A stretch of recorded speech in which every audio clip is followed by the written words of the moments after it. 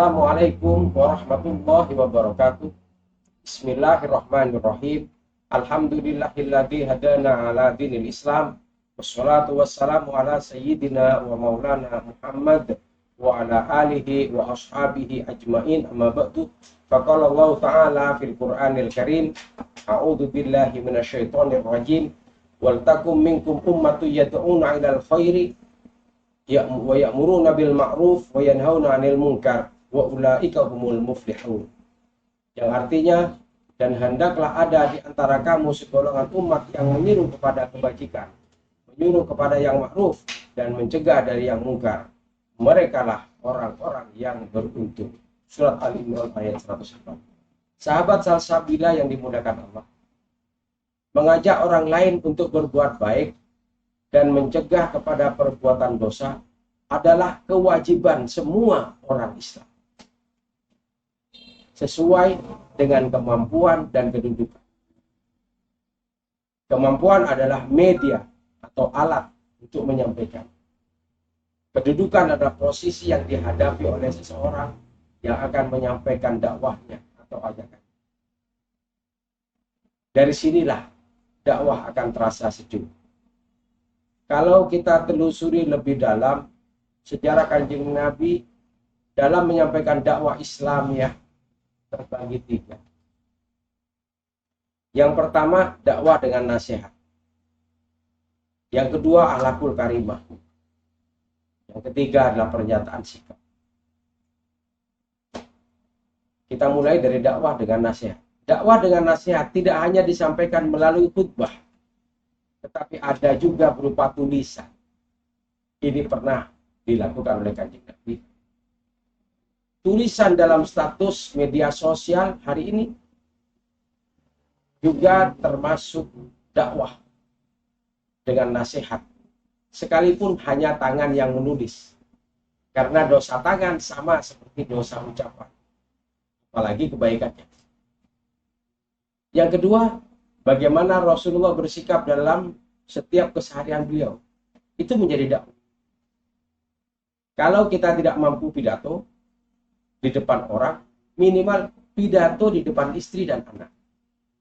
Kalau tidak mampu menasihati orang, baik di luar atau di dalam rumah, berdakwahlah dengan akhlakul karimah. Yang ketiga, dakwah Rasulullah dengan pernyataan, di mana Rasulullah tidak melakukannya sendiri, tetapi mendapatkan cerita dari para sahabat. Para sahabat cukup memperhatikan sikap Kanjeng Nabi. Ketika kejadian itu disampaikan kepada Kanjeng Nabi, sahabat hanya melihat sikap Kanjeng Nabi. Apa didukung?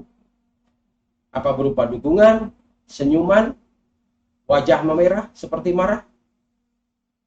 Dan kadang menyampaikan dengan menyebut jahiliyah. Mengumpat tidak berlebihan, di mana Kanjeng Nabi pernah mengumpat sahabat Abu Dzar yang kedapatan mengumpat kepada orang yang menghina ibunya. Kanjeng Nabi mengejek Abu Dzar dengan sebutan, di dalam dirimu masih ada sifat jahiliyah.